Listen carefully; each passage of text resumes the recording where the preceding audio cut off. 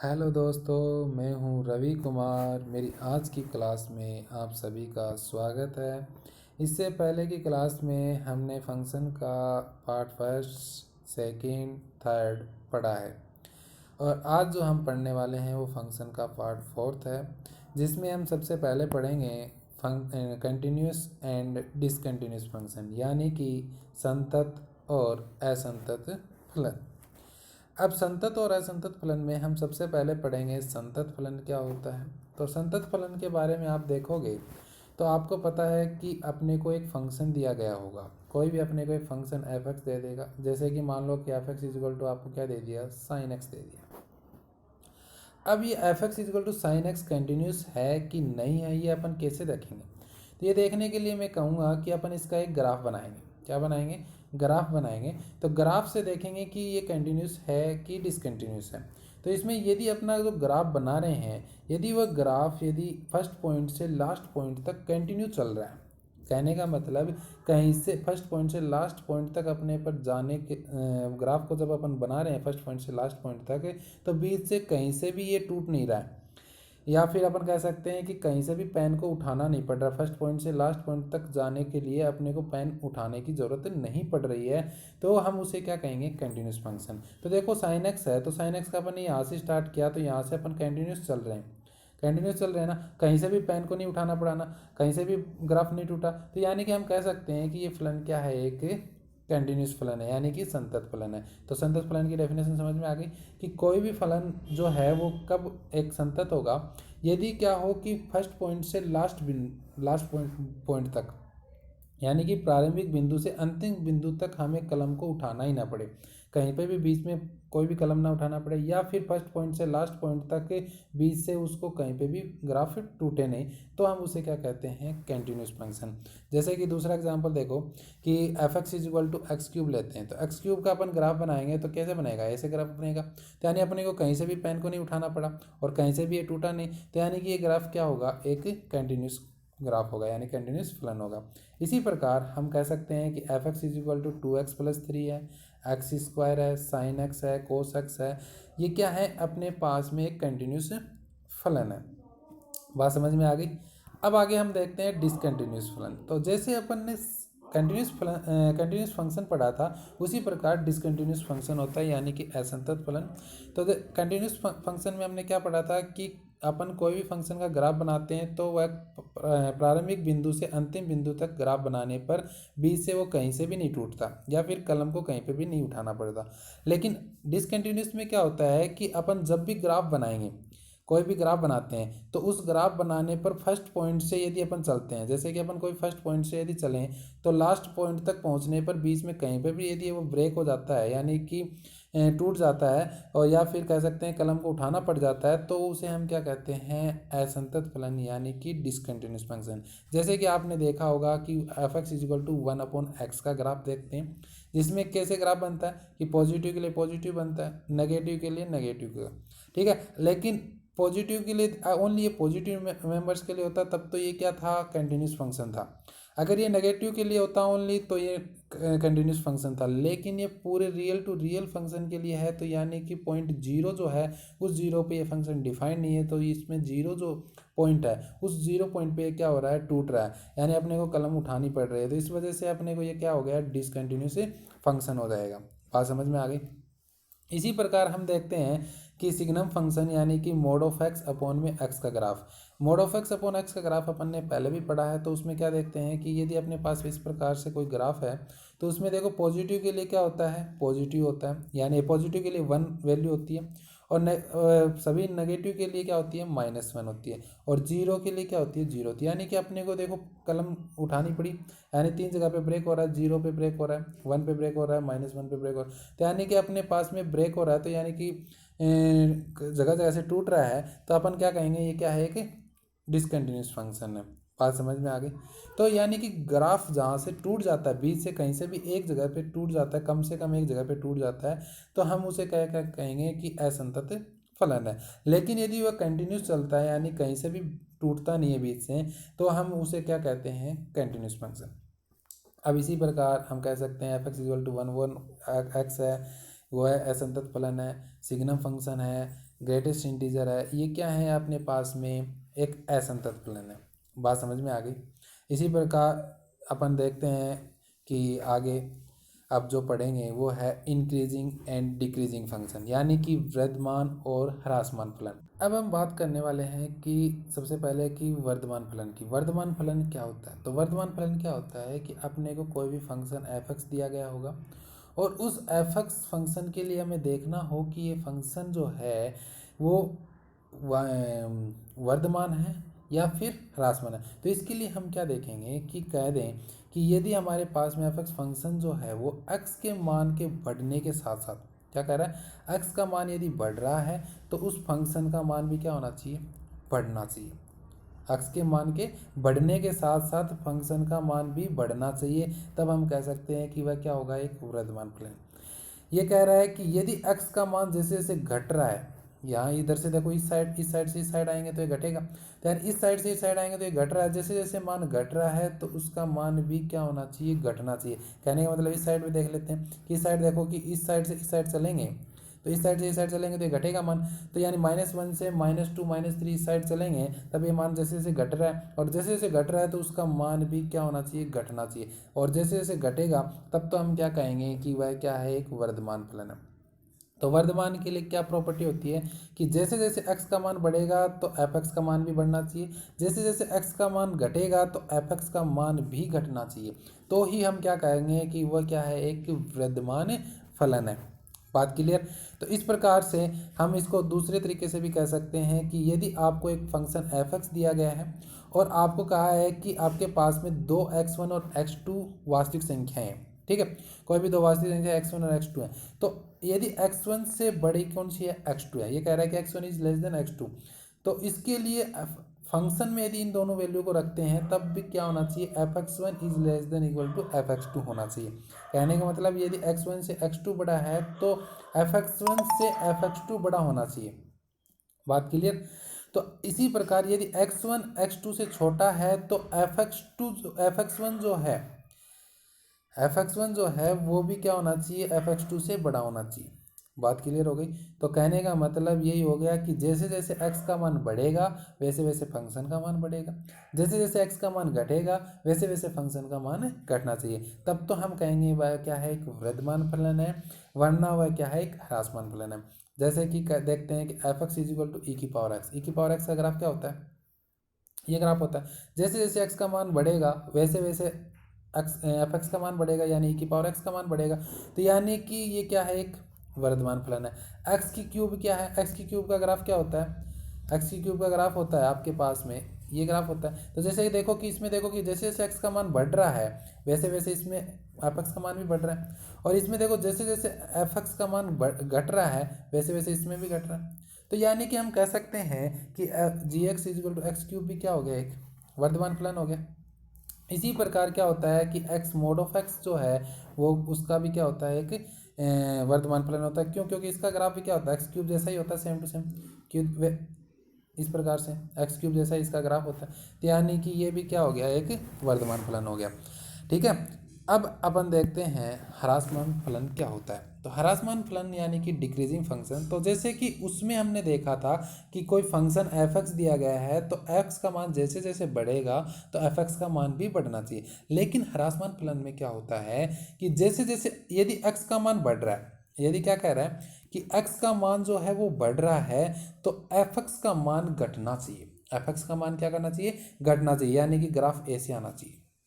जैसे जैसे x का मान बढ़ेगा एफ एक्स का मान घटेगा, या फिर कह सकते हैं जैसे जैसे एफ एक्स का मान घटेगा एफ एक्स का मान जो है वो बढ़ेगा, है ना, कि इस प्रकार से होगा कि जैसे जैसे x का मान घटेगा एफ एक्स का मान बढ़ेगा, तो हम कह सकते हैं कि वह फलन कैसा होगा, ह्रासमान फलन होगा।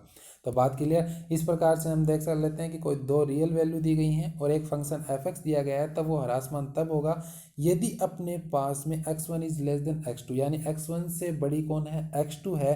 तो इन दोनों वैल्यू को एफ एक्स में रखने पर fx1 यदि बड़ा हो जाए fx2 से, यानी कि उल्टा हो जाए कि x1 से x2 बड़ा है लेकिन उसको फलन में रखने पर, यानी एफ एक्स फलन में रखने पर वह fx1 का मान बड़ा हो जाता है fx2 से, तो हम क्या कहेंगे, वह एक ह्रासमान है। या फिर कहते हैं कि x1 यदि x2 से बड़ा है तो उनको यदि fx में रखते हैं तब fx1 का मान जो है वो fx2 से छोटा हो जाए, यानी लेस देन हो जाए, तो हम उसे क्या कहेंगे कि वह ह्रासमान फलन है। बात क्लियर हो गई। जैसे कि ई की पावर जैसे कि अपने पास में दिया गया है कि ये कोई भी ग्राफ है, ई की पावर -x का ग्राफ दिया, तो ई की पावर -x का ग्राफ जो होगा वो कैसे होगा, इस प्रकार से होगा। तो यानी कि कह सकते हैं कि अपने पास में जो ई की पावर x का ग्राफ हुआ कि क्या कह रहा है कि जैसे जैसे x का मान बढ़ रहा है वैसे वैसे fx का मान घट रहा है। क्या हो रहा है, घट रहा है। इसमें देखो जैसे जैसे x का मान बढ़ रहा है वैसे वैसे fx का मान क्या हो रहा है, घट रहा है, यानी कि ई की पावर -x क्या हो गया, एक ह्रासमान फलन हो गया। इसी प्रकार कहता है कि 1/x, तो 1/x के लिए देखते हैं तो 1/x का ग्राफ क्या होता है, ये ग्राफ होता है। तो यानी कि ये ग्राफ होता है, देखो जैसे जैसे x का मान बढ़ रहा है वैसे वैसे fx का मान घट रहा है, तो यानी कि ये फलन भी क्या हो गया, एक ह्रासमान फलन हो गया। इसी प्रकार कोट x है ना, तो कोट x का फलन का मान भी क्या होता है कि जैसे जैसे फलन का, जैसे कि कोट x का ग्राफ क्या होता है, कोट x का ग्राफ देखो ये होता है कि ये अपने पास 0 होता है और ये अपने पास π/2 होता है, तो इस प्रकार से होता है। तो जैसे जैसे अपने पास में fx का मान बढ़ रहा है, fx का मान जैसे जैसे बढ़ेगा और x का मान जैसे जैसे बढ़ेगा fx का मान वैसे वैसे क्या हो रहा है, घट रहा है। तो यानी इसका मतलब क्या हो गया कि ये मान कोट x भी क्या है, एक ह्रासमान फलन है। बात समझ में आ गई। अब अपन देखते हैं कुछ नोट हैं इसके, कि मैं कहूँगा कि आपको कोई भी फंक्शन fx यदि देता है तो ये ज़रूरी नहीं होता कि f या फिर ह्रासमान होगा। इसमें यह भी हो सकता है कि वह फंक्शन ना तो वर्धमान है और ना ही ह्रासमान है। बात समझ में आई कि कोई भी फंक्शन का ज़रूरी नहीं है कि वो सारे फंक्शन जो हैं वो क्या है, वर्धमान भी हैं या फिर ह्रासमान है। इनमें से ऐसा भी फंक्शन होते हैं जो ना तो वर्धमान होते हैं और ना ही ह्रासमान होते हैं। तो यानी कि जैसे कि फंक्शन sin x है, तो sin x का ग्राफ देखो आप, साइन एक्स का ग्राफ ही होता है। तो यानी साइन एक्स का ग्राफ में देखो कि इसमें देखो न तो वृद्धमान हो रहा न ह्रासमान हो रहा, तो यानी कि ये क्या है कि न वृद्धमान है न ह्रासमान है।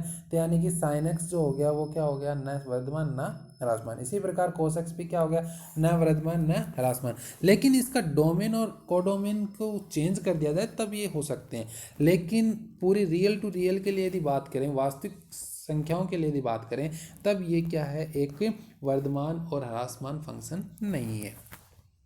इसी प्रकार कोस एक्स है। ठीक है, अब आगे हम बात करते हैं कि आवर्ती फलन क्या होता है। आवर्ती फलन यानी कि पीरियोडिक फंक्शन। तो इसको देखो, आप आवर्ती फलन को समझो। हम समझेंगे कि हमारे पास में कोई भी फंक्शन एफ एक्स दिया गया, मान लो कि आपको एक एफ एक्स फंक्शन दिया है और उस एफ एक्स फंक्शन में एक्स क्या है, यहाँ पे डोमेन का प्रत्येक एलिमेंट होगा। कोई भी एफ फंक्शन है उसका डोमेन होगा, उस डोमेन का प्रत्येक का एलिमेंट एक्स होगा। अब हम कहते हैं कि यदि इस एक्स के साथ में कोई भी एक ऐसी संख्या, एक ऐसी वास्तविक संख्या ऐड कर दें और उसको यदि उस फंक्शन में रखूं तब भी वही वैल्यू आए जो एफ एक्स के लिए आए, जो किसके लिए आए, एफ एक्स के लिए आए। तो यानी मैं कह सकता हूं कि F x plus t is equal to f x for all x के लिए।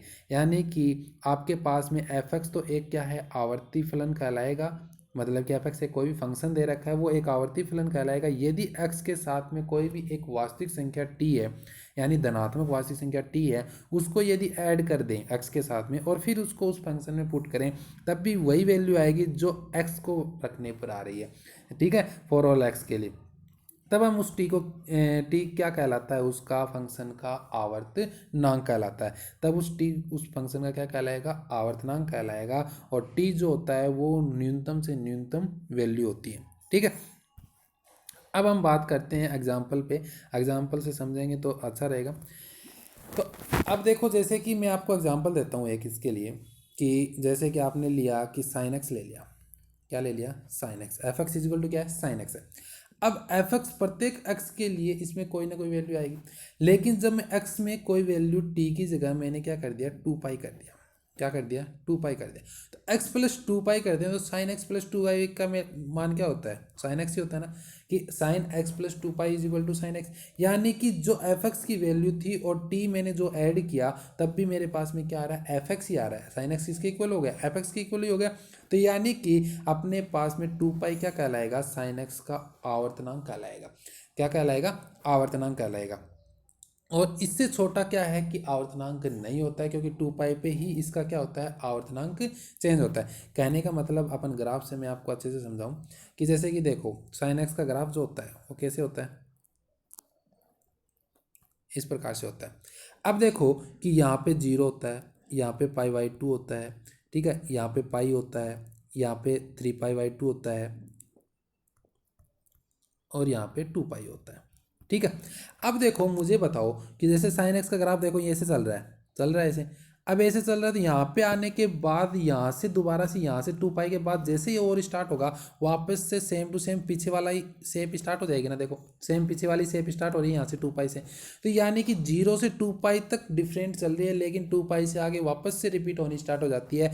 यानी कि इसका आवर्तनांक जो है वो 2 पाई तक चल रहा है, तो 2 पाई इसका क्या हो जाएगा, आवर्तनांक हो जाएगा। 2 पाई के बाद क्या हो रहा है, चेंज हो रहा है। तो यानी अपन जैसे ही किसी भी एक्स में के साथ में 2 पाई ऐड करेंगे तो अपने को वही फंक्शन प्राप्त होगा। तो इसलिए साइन एक्स का आवर्तनांक क्या हुआ, 2 पाई हुआ। बात समझ में आ गई आवर्तनांक की। इस प्रकार से हम जैसे कि फर्स्ट नोट के बारे में बात करते हैं कि कहते हैं कि एफ एक्स का आवर्तनांक यदि टी है तो आप उस फंक्शन को एफ अपॉन एफ एक्स कर दो तो भी उसका मान क्या आएगा, आवर्तनांक क्या होगा, टी। उसका आवर्तनांक तब भी क्या रहेगा, टी रहेगा। यदि उसमें क्या कर दो, एफ एक्स को रूट लगा दो तब भी उसका आवर्तनांक क्या रहेगा, टी रहेगा। यदि एफ एक्स के साथ में कोई भी और लेमडा ऐड कर दो तब भी उसका आवर्तनांक क्या रहेगा, टी रहेगा। यदि एफ एक्स के साथ में यदि लेमडा मल्टीप्लाई कर दो तब भी उसका आवर्तनांक क्या रहेगा, टी ही रहेगा। यदि एफ एक्स के साथ में लेमडा ऐड कर दो तब भी उसका आवर्तनांक क्या रहेगा, टी ही रहेगा। लेकिन याद रखना जब एफ एक्स दिया हुआ है और उसका आवर्तनांक टी है, लेकिन उस x के साथ में यदि किसी चीज़ को मल्टीप्लाई कर देते हैं, यानी n को मल्टीप्लाई कर दिया, मान लो कि कोई भी n वास्तविक संख्या को मल्टीप्लाई कर दिया, तो उस वास्तविक संख्या का क्या करेंगे, x के साथ में कोई भी वास्तविक संख्या यदि मल्टीप्लाई है तब उसमें क्या होगा कि एफ एक्स का आवर्तनांक यदि t है तो एफ एन एक्स का आवर्तनांक जो होगा वो t अपॉन में मोड ऑफ n होगा। यानी कि जो भी नेगेटिव या पॉजिटिव जो भी संख्या दे रखी है उसका पॉजिटिव से उसको आवर्तनांक को डिवाइड करेंगे तब उसका क्या हो जाएगा, आवर्तनांक अपने को फाइंड होगा। और बाकी के लिए कोई चेंज नहीं होगा, जो एफ एक्स के लिए आवर्तनांक है बाकी सभी सेम, बाकी सभी कंडीशंस के लिए वही आवर्तनांक रहेगा। लेकिन एक कंडीशन याद रखना कि एक्स के साथ में यदि मल्टीपल हो जाए कोई संख्या तो उससे उसको क्या करना है, डिवाइड करना आवर्तनांक को। यदि एफ एक्स का आवर्तनांक टी है तो एफ एन एक्स का आवर्तनांक जो होगा वो t upon mod of n होगा। बात क्लियर हो गई यहाँ पे। अब दूसरी देखते हैं कि यदि f x one, f x two और एफ वन एक्स और f two x, f three x अपने को 3 फंक्शन दिए हैं और तीनों के अपने को आवर्तनांक दे दिए T1 T2 T3। इन तीनों के क्या दिए गए हैं, आवर्तनांक दिए गए हैं T1 T2 T3। अब अपने को एक फंक्शन दे दिया कि जी एक्स आपके पास में फंक्शन है जो इस रूप में है, a f one x plus minus b f two x, मतलब प्लस भी हो सकता है माइनस भी हो सकता है, b f two x plus minus c f three x, ठीक है। तो इस प्रकार का अपने को एक फंक्शन दे दिया। अब कह रहा है कि अब मुझे जी एक्स का अपवर्तनांक बताओ। जी एक्स का आवर्तनांक जो होगा वो क्या होगा, जी एक्स का आवर्तनांक कैसे निकालेंगे, अब एक साथ तो निकाल नहीं सकते, तो इसके लिए अपने को क्या करना होगा, सबसे पहले एफ वन एक्स का, एफ टू एक्स का और एफ थ्री एक्स का, मतलब कि इस टर्म का, इस टर्म का और इस टर्म का निकालना है। अब आपको पता है कि एफ वन एफ एक्स का यदि आवर्तनांक जो भी है उसके साथ में कुछ भी मल्टीपल कर दो, पूरे फंक्शन के साथ में कुछ भी मल्टीपल कर दो तो उसका आवर्तनांक वही रहता है। लेकिन x के साथ में कुछ मल्टीपल होता है तब तो उसको आवर्तनांक से डिवाइड कर देते हैं। लेकिन इसमें देखो x के साथ में कुछ मल्टीप्लाई नहीं है, तो यानी कि इसका आवर्तनांक जो होगा, जो f1x का है वही होगा, f2x का वही रहेगा, f3x का जो है वही रहेगा। तो यानी इसका T1 है, इसका T2 है और इसका क्या है, T3 है। अब जब इसमें जितने भी टर्म्स दे रखे हो उन सभी के आवर्तनांक निकाल लो अलग अलग। अब निकाल के इन सभी जितने भी हैं उन सभी का क्या कर दो, एलसीएम ज्ञात कर लो। उन सभी आवर्तनांक का क्या ज्ञात कर लो, एलसीएम ज्ञात कर लो। तो जो उन तीनों का एलसीएम फाइंड होगा, अपने को ज्ञात होगा, वो उस क्या कहलाएगा, उस फंक्शन का आवर्तनांक कहलाएगा। तो यानी कि सबसे पहले आपको क्या करना है कि उन तीनों फंक्शन का यानी तीनों टर्म्स का आवर्तनांक निकालना है। और तीनों या जितने भी दे रखे हो, 3 से ज़्यादा भी हो सकती हैं, इनफाइनाइट कितनी भी हो सकती हैं, उन सभी का क्या कर लो, आवर्तनांक निकाल लो, और उन सभी का आवर्तनांक निकाल के क्या कर लो, एलसीएम उन सभी का क्या निकाल लो, एलसीएम निकाल लो, वो उस फंक्शन का क्या होगा, आवर्तनांक होगा। बात समझ में आ गई। अब हम बात करते हैं जैसे कि साइन एक्स और कोस एक्स होता है। साइन एक्स और कोस एक्स का ग्राफ सेम सेम सा होता है, बस थोड़ा सा डिफरेंट होता है, लेकिन क्या होता है कि उसका आवर्तनांक क्या होगा, सेम होगा, 2 पाई होगा। क्यों? क्योंकि देखो साइन एक्स का ग्राफ भी देखो 2 पाई के बाद में चेंज होता है 2 पाई के बाद, और कोस एक्स का ग्राफ भी क्या होता है, 2 पाई के बाद में चेंज होता है। तो इसलिए अपन क्या कहेंगे कि साइन एक्स और कोस एक्स का जो आवर्तनांक है वो क्या है, 2 पाई है। अब जैसे कि sine x plus 2 pi is equal to sine X, और cos X plus 2 pi is equal to cos X होता है। इसी प्रकार टेन एक्स और कोट एक्स का जो आवर्तनांक होता है वो पाई होता है। क्यों? क्योंकि देखो कि साइन टेन एक्स का जब ग्राफ देखें अपन, तो टेन एक्स का ग्राफ देखोगे तो क्या होता है, ये ग्राफ होता है। तो यानी कि यहाँ पे क्या होता है, पाई, ये -पाई/2, और इधर क्या होता है, पाई/2। अब -पाई/2 टू पाई/2, तो यानी कि ये कितना ग्राफ हो गया, पाई हो गया ना। तो यानी कि पाई के बाद में ये क्या होगा, चेंज होगा। पाई के बाद में क्या होगा, चेंज होगा। तो पाई के बाद में चेंज होगा, तो यानी कि अपन क्या कह सकते हैं कि यदि आप पॉजिटिव के लिए देखो, यदि इसमें कन्फ्यूजन हो रही है तो इसमें ऐसे दिखा देता हूँ मैं आपको कि अपना ग्राफ जो होता है 10 का, ये इस प्रकार से होता है, जिसमें ये क्या होता है, पाई/2 होता है। अब आगे जो ग्राफ होगा वो क्या होगा, इस प्रकार से होगा। अब ये जो होता है वो पाई होता है, ठीक है। अब पाई/2, ये पाई। अब अपने पास में देखो कि जो चेंज हो रहा है वो कब हो रहा है, पाई के बाद में हो रहा है ना। अब यानी कि ये सेम कब आ रहा है, पाई के बाद में स्टार्ट हो रहा है सेम आना। तो यानी कि कहने का मतलब हो गया कि 0 से पाई तक क्या है कि डिफरेंट है, लेकिन पाई के बाद में वापस सेम हो रहा है। तो यानी कि इसका जो आवर्तनांक होगा वो क्या होगा, पाई होगा। तो यानी हम कह सकते हैं टेन एक्स और कोट एक्स का क्या है, पाई आवर्तनांक होता है। बात समझ में आ गई। तो tan X plus pi is equal to tan X आएगा, cot X plus pi is equal to cot X आएगा। बात क्लियर। इसी प्रकार मैं कहूँगा कि आपके पास में अपन ने फ्रैक्शनल पार्ट ऑफ एक्स पढ़ा था, जिसमें इसका आवर्तनांक क्या होता है, 1 होता है। इसका आवर्तनांक क्या होगा, 1 होगा, ठीक है। अब देखो आगे हम देखते हैं, सभी का एक साथ आवर्तनांक बता देते हैं किस किस का क्या होगा। देखो हमेशा याद रखना कि फर्स्ट यानी कि साइन एक्स, कोस एक्स और sec x, sine x, cos x, sec x और कोसेक एक्स, इन चारों का आवर्तनांक क्या होता है, 2 पाई होता है। टेन एक्स और कोट एक्स का आवर्तनांक क्या होता है, पाई होता है। यदि हम इसमें कहें कि ये दो यदि अकेले हैं तब तो ये हो गया 2 पाई और पाई, लेकिन यदि इनकी पावर हो, sine x, cos x, sec x, cosec x, इनकी पावर हो, यदि पावर विषम हुई, यदि एन का मान क्या हुआ, विषम हुआ, तो क्या होगा, वैल्यू 2 पाई होगी। विषम हुई तब तो क्या होगी, 2 पाई। और यदि सम हुई तब उसकी वैल्यू क्या हो जाएगी, पाई हो जाएगी। कहने का मतलब देखो, यदि साइन स्क्वायर एक्स हुआ तो यानी एक्स, एन की जगह क्या वैल्यू आ गई, 2 आ गई, तो यानी इसका आवर्तनांक कितना होगा, पाई होगा। लेकिन ये ऐसा होता कि साइन क्यूब एक्स होता तो 3 क्या है, एक विषम संख्या है, तो यानी इसका आवर्तनांक क्या होगा, 2 पाई होगा। तो यानी n की जगह क्या आ जाए, विषम संख्या आए, तब अपन क्या कहेंगे कि ये इसका आवर्तनांक 2 पाई होगा। और यदि अब इसमें विषम आए तब उसका आवर्तनांक क्या होगा, पाई होगा, ठीक है। इसी प्रकार जब टेन एक्स और कोट एक्स की बात करते हैं, तो टेन एक्स के लिए चाहे विषम आए चाहे सम आए, सभी के लिए क्या होती है, पाई होता है। इसका तो आवर्तनांक क्या होता है, पाई होता है। जब अपन बात करें कि यदि इन सबको मोड लगा दें, sine x, cos x, sec x, cosec x को मोड लगा दिया जाए, तो मोड लगा दिया जाए तो इसका आवर्तनांक क्या हो जाएगा, पाई हो जाएगा। यानी कि पॉजिटिव और नेगेटिव कोई भी वैल्यू रखो, मतलब कोई भी मान आए साइन एक्स, कोस एक्स का, उन सब के लिए वो क्या आ रहा है, पॉजिटिव आ रहा है। तो इसके लिए ये क्या हो जाएगा, एक पाई हो जाएगा, ठीक है। अब अपन बात करते हैं आगे कि यदि टेन एक्स और कोट एक्स को यदि मोड लगा दिया जाए तब उसका भी पाई रहेगा। यानी कह सकते हो आप कि sine x, cos x, sec x और कोसेक एक्स, इनमें ही चेंज होता रहता है, लेकिन टेन एक्स और कोट एक्स में तो अपने पास में चाहे वो सिंपल हो, चाहे उसकी पावर में हो, चाहे उसके मोड में हो, उसकी आवर्तनांक क्या रहेगा, पाई रहेगा, ठीक है।